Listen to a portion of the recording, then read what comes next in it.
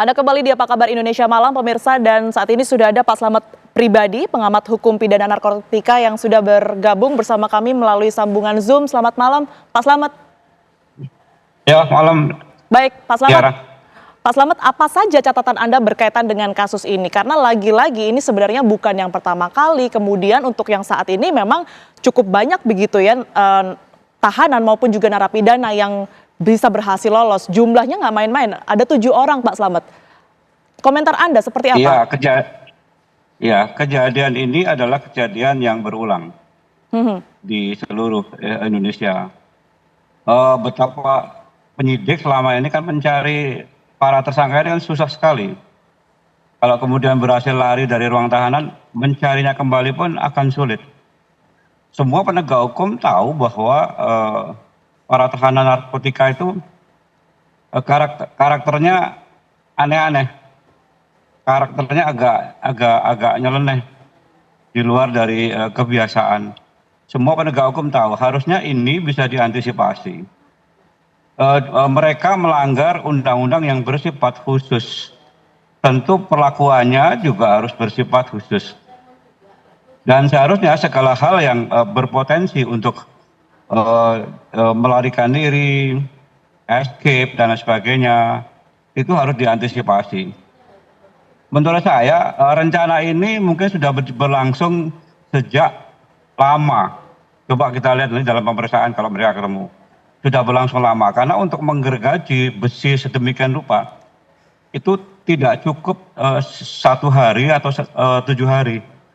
Bisa sudah direncanakan beberapa bulan yang lalu, dengan teknik-teknik tertentu yang saya tahu tapi tidak akan saya keluarkan, takut nanti dicontoh yang lain.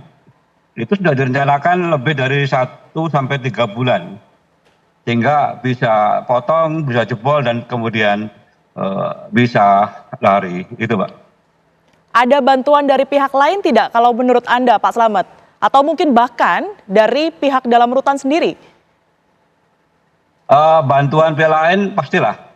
Kan masuk gergaji di situ, baik itu gergaji yang manual ataupun mungkin yang otomatis, tapi yang kebanyakan dipakai yang manual, yang lurus itu, yang seperti penggaris itu. Kalau bantuan dari internal menurut saya tidak ada ya, karena apa, ini mengandung cukup resiko kalau ketahuan habis dia oleh penegak hukum maupun dari atasannya. Maka bantuan itu mungkin dari pihak lain, bisa tukang sampah dan sebagainya, atau dari temannya yang besuk, atau dari keluarganya yang sedang besuk membawakan gergaji tersebut kepada salah 1 atau 2 orang yang sudah merencanakan untuk melarikan diri. Itu, Mbak Tiara. Tapi kan kalau orang awam melihat ini Pak Slamet, pergerakan mereka, komunikasi mereka di dalam ini kan sangat terbatas ya.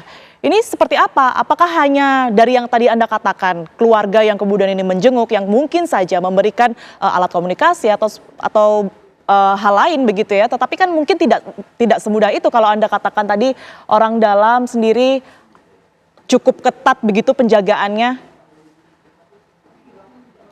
Namanya usaha ya, usaha mungkin dengan berbagai macam cara dia lakukan. Apakah minta bantuan orang lain atau internal di lapas. Tapi kalau internal, menurut saya sih, prediksi saya tidak mungkin, karena berisiko tinggi kalau dia cukup membantu, karena kan itu kan sesuatu yang tampak nyata. Kalau terjadi, waduh, hukumannya pasti cukup berat membantu. Itu, Pak.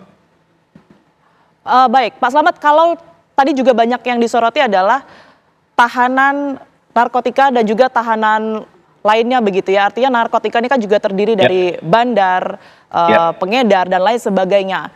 Ini tidak disatukan, bisa disatukan dalam satu sel. Ini ada pengaruhnya tersendiri tidak, atau dampak lain yang mungkin terjadi? Sangat berpengaruh. Maka dari itu undang-undang narkotika memberikan perlakuan khusus kepada para pengguna dalam klasifikasi kecanduan.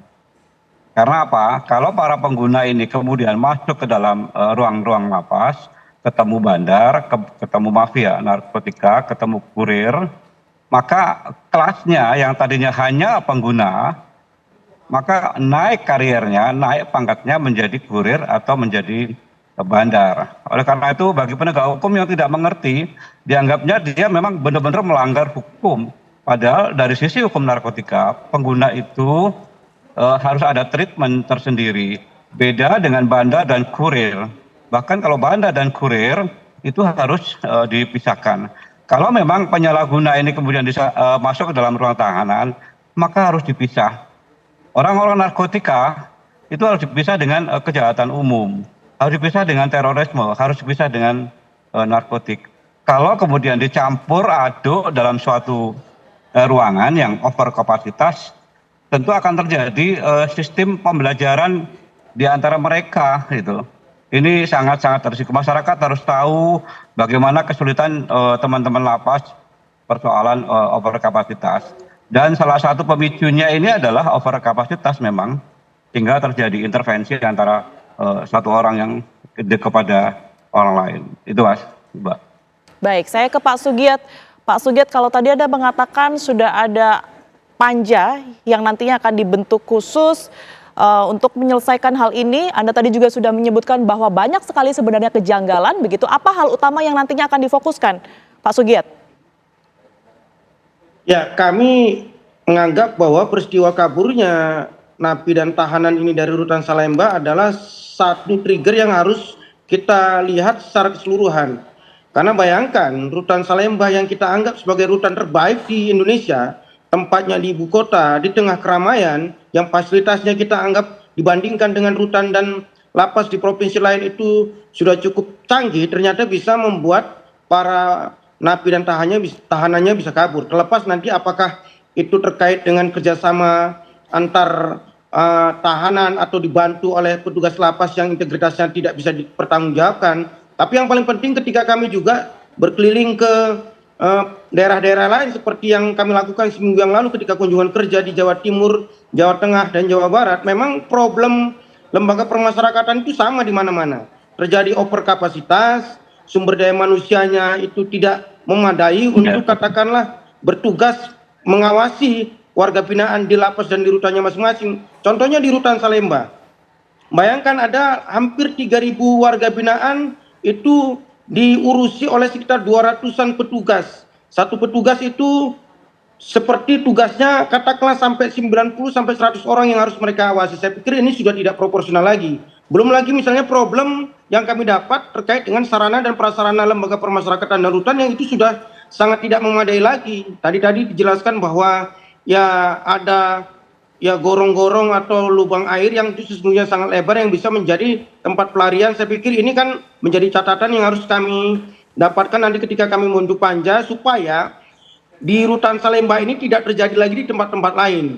Tapi kami sepakat tadi dengan pembicara sebelumnya bahwa terkait dengan kasus-kasus yang khusus seperti tahanan atau warga binaan yang tersangkut bandar narkoba memang harus diurus di tempat yang khusus supaya ini tidak melakukan pengedaran narkotika lagi. Bayangkan Mbak, sudah menjadi rahasia umum misalnya, bandar narkoba itu lebih aman mengedar narkotika ketika mereka bermarkas di rutan atau di lapas kan.